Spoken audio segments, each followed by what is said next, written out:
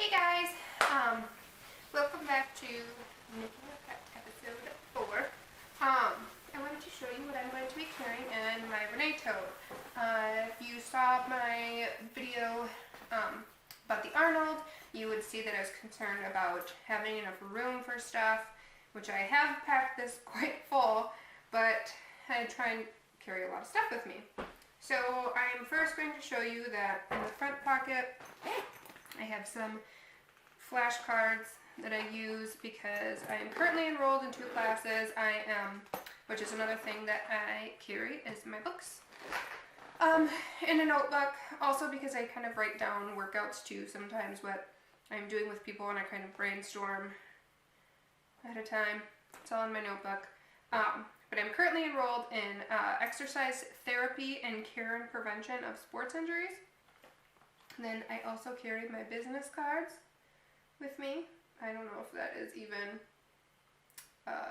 focusing in on those, but yes, my business cards, give them out, and then I carry a shaker. I don't put anything in it because my pre-workout is in my gym bag, along with my schedule, which I'm going to throw in this bag, and I will do a what's in my gym bag at a later time. But my pre-workout is in there, and I can get water at the gym, so I take one of these.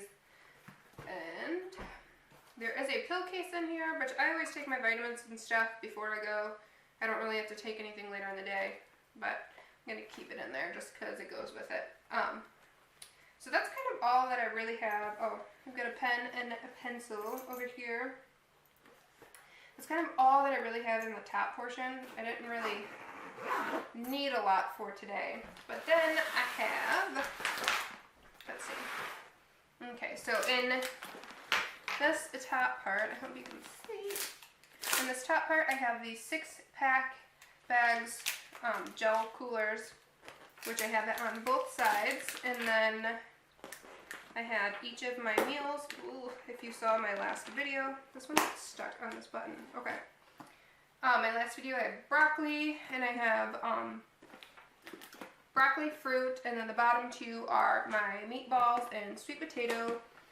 And I also packed a 100-calorie pack of cocoa roasted almonds because I love them. A fork, so I don't have to eat like an animal with my hands. And then in this zipper pack, there is another one of the big gel ice packs.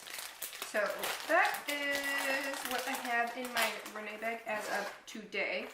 It kind of changes depending on what day. Oh, I forgot to take this off. It's going to be changing kind of on what the day brings. Like tomorrow it's going to be an even busier day, so there'll probably be more stuff in here if I can fit it. So as you can see, it's pretty cool.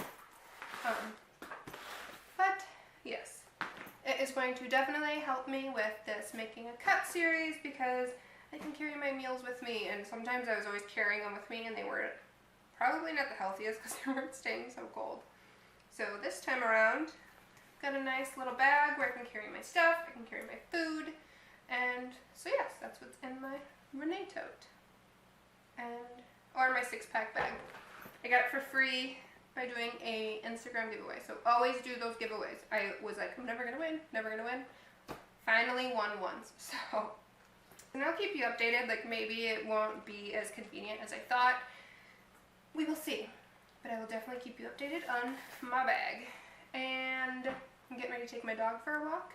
I just packed this because I'm gonna take her for a quick walk, and then I'm going to be heading to the gym to get my workout in. I'm going to do glutes and legs today. So. Oh, also, okay, I saw my chiropractor who I've been seeing for my knee problem, and I had explained to him, like, I haven't gone into an appointment, but I saw him, told him that I was able to run recently, and I was able to do the Stairmaster, but the bike and the elliptical I still can't do. Something about the rounding motion really hurts my knee, and then I was able to squat with, like, just the bar. I was kind of a little afraid to add any more because I didn't want to hurt it or irritate it and be set back any. And he told me to try and add some weight. Nothing extremely heavy, but just slowly keep adding more. And he told me to keep running. He told me I needed to at least run a couple times a week to make sure it's getting better, but obviously like back off if it's hurting, but just do a little bit every day. Not every day, like every other day or a couple times a week. He said that I just need to slowly progress it back into being used. So I'm pretty pumped that he told me to do that, because before I was just laying off, trying to stay away from it, doing things that are like avoiding using that knee as much. So I'm pretty excited to do cardio and start squatting again. I was doing like body weight squats and such, but nothing with weight. So we will see. Today I'm going to try some weight. I'll record it. Probably won't be a lot of weight, but it's better than nothing. So I will see you in a bit.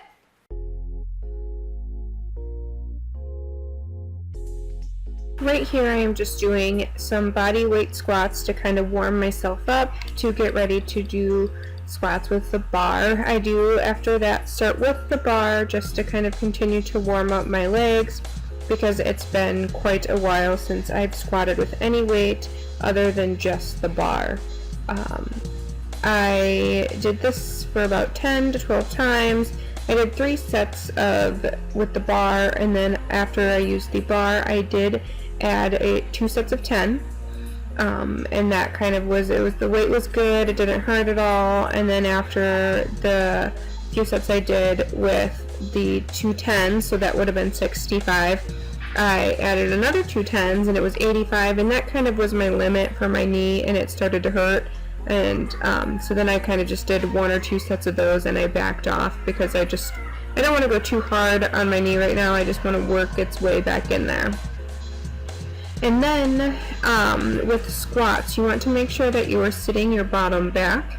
You don't want your knees to go in front of your toes, and when you stand up at the top, you want to make sure you are squeezing your butt, so kind of like thrusting your hips forward and really squeezing your bottom at the top of the squat. And this is where I did the 85, and I did okay with it. It wasn't too bad, but I did feel some pain in my knee, so I only did 1 or 2 sets and then I backed off.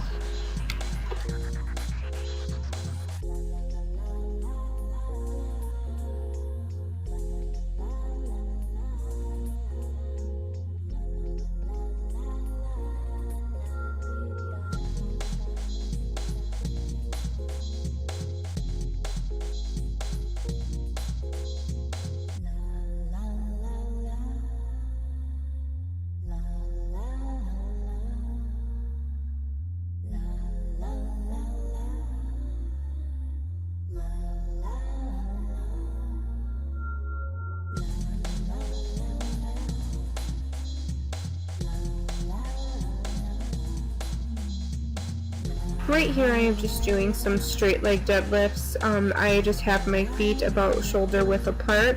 I have a slight bend in my knees. They're not locked out, and I am just trying to go straight down with the bar. You don't want to lean forward. You want to kind of think of sticking your bottom backwards and out, and then you do have that slight bend, so you want to go until you feel that stretch and then stand up and squeeze at the top.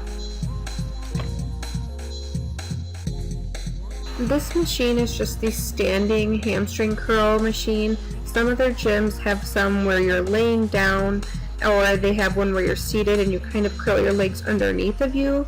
They all are working the same way. I prefer the stand-up one than the seated one, but I really actually prefer the laying down machine, but we do not have that option. Here I did 10 just quick reps with my leg, and then after that I did 5 of a kind of like a negative, so it's fast coming up and then slow concentrated on the way down.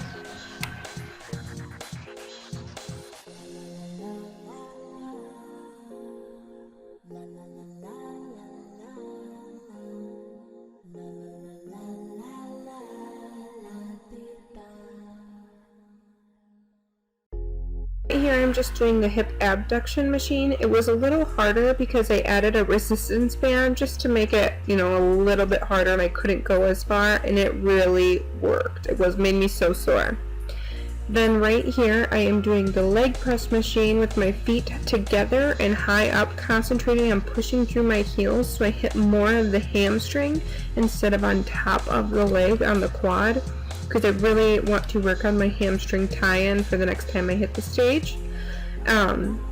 Then you will see here I put my feet out wider and more lower down, and I'm focused on pushing through my whole foot instead of just in my heel like I previously was.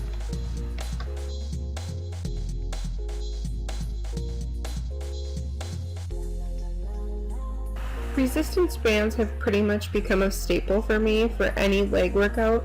I don't have a leg workout where I'm not using these resistance bands at least once. But right here what I'm doing is a squat position, and I am just stepping side to side, putting some pressure against those bands, and I can really feel this when I do it in my outer part of my rear and the outer part of my thighs. It is just a really good burner. And so I will do this for about 30 seconds on and then take a break, 30 seconds off, and you will definitely feel it.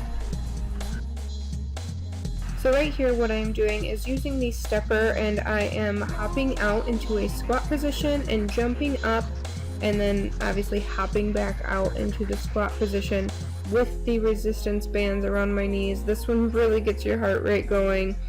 You will feel it in your legs. It is a really, really great one to try if you are kind of wanting to do more of a HIIT workout. If you're not into cardio like me, this is a good one to add into your workout. And then, as always, I do some of these hip thrusters, or they're called glute bridges. It's kind of one of those ones that some people feel uncomfortable doing in the gym.